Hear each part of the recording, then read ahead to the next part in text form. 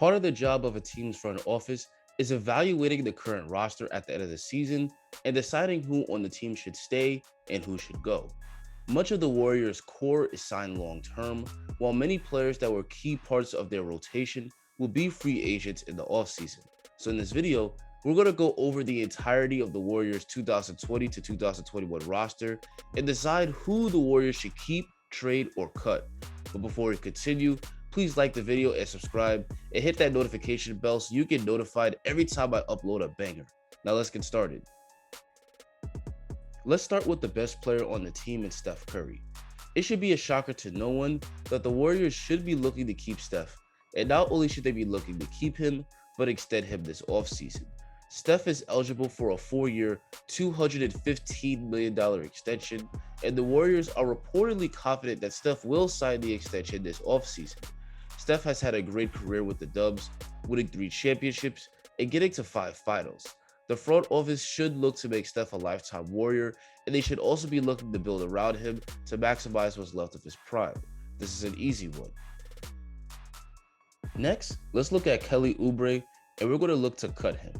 Kelly Oubre Jr. was a player that the Warriors traded for as they were desperate for some help on the wing after Klay Thompson went down with a torn Achilles. Oubre Jr. was a huge disappointment to say the least. He did provide the Warriors some solid defense, but he was a pretty huge underperformer on the offensive end. He struggled with his outside shot all season, shooting just 31% from 3, a significant drop-off from the solid 35% from 3 he shot for the Suns last year. He was also pretty inconsistent scoring the ball as well. Sometimes he had games where he would score a lot of points on good efficiency, but he was just as likely to score a low amount of points on low efficiency. And along with that, he only played in 55 games, missing the final 17 games of the year with a wrist injury. Oubre had a pretty bad season for the Warriors, so there really isn't much of a reason to keep him. So again, Oubre Jr. is getting cut.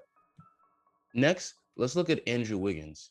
Wiggins was a mixed bag this season. While he did take major strides in his game, he certainly didn't make the all-star leap that many fans hoped he would make. For Wiggins, we're going to keep him for now, but package him in a trade if it's possible to land a legit all-star player. Now again, Wiggins got a lot better this season. After years of being a defensive liability for the Timberwolves, he became an elite defender on the Warriors and was normally given the job of guarding the other team's best player. He also became a much better three-point shooter, shooting 38% from 3 after years of struggling with his outside shot. While it's great that he got better, he wasn't the legit second option on offense that the Warriors needed him to be. 18 points per game is good, but Steph needed another guy on the Warriors that could produce offense at an elite level. Wiggins at this point of his career is certainly an above-average starter, but he's far from the superstar that many fans thought he would be back in 2014.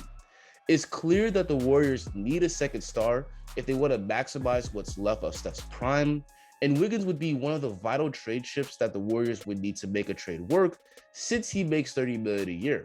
So for example, what if Bradley Beal demands a trade from the Wizards? Wiggins would definitely be included in a deal. What if Kawhi wants out of the Clippers and wants to team up with Steph?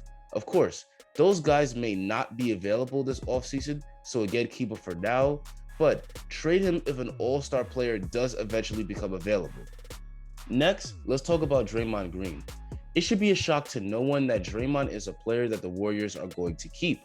It's well known that Draymond struggles mightily to shoot the ball, but his defense and playmaking is invaluable to this team. The Warriors were a top 5 defensive team this year, largely thanks to their defensive anchor. Draymond Green still is one of the most versatile defenders in the NBA, legitimately able to guard every position 1 through 5. He's excellent as an off-ball defender, able to rack up steals and deflections by playing the passing lanes and rotating on the weak side to get blocks. Perhaps most importantly, he's a vocal leader, constantly telling his teammates where they need to be on the court and empowering them. And while Green struggles to score the ball, his ability to pass is huge for the Warriors' offense. The Warriors need the contributions of Draymond to become contenders again, so he's a player we're undoubtedly going to keep.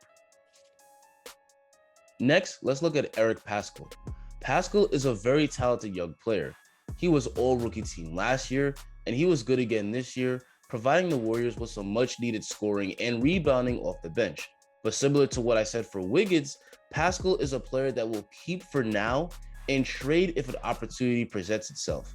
If an all-star player will become available, he's probably one of the players the Warriors would have to give up to get a deal done. So Pascal is definitely a potential trade chip, but if not, he could still be an excellent second unit player for next year's roster. Next, let's look at Kevon Looney, who we definitely want to keep. Looney doesn't put up incredible numbers or anything, but he's still a valuable part of the Warriors' rotation. The energy he brings on the court the second he subs into the game is crucial. Despite being undersized, Looney is an excellent defender. He doesn't generate a ton of blocks, but he's excellent at using the rule of verticality to force driving players to miss. And on offense, he's good as a screen setter and roller to the rim. Looney has a player option of $5 million that he'll likely opt out of, but he's a valuable role player on this team, so the Warriors should be looking to re-sign him in free agency. And lastly, let's look at Kent Bazemore. Bazemore is a player that the Warriors should undoubtedly keep. He's far outplayed the veteran minimum contract he's on and is definitely due for a raise. Bazemore is a pretty good defender and a good outside shooter as he hit 41% of his threes this season. 3-and-D players like Bazemore are always needed on contenders, so this is a player that the Warriors should be looking to re-sign in free agency. But anyway, guys, that's going to be the end of the video. If you would like a part 2 for this series where we discuss if we should trade or cut the rest of the roster, make sure to like the video and subscribe. We still have to talk about guys like James Wiseman, Jordan Poole, and Klay Thompson. But that's going to be it for me. Thanks for watching and enjoy the rest of your day.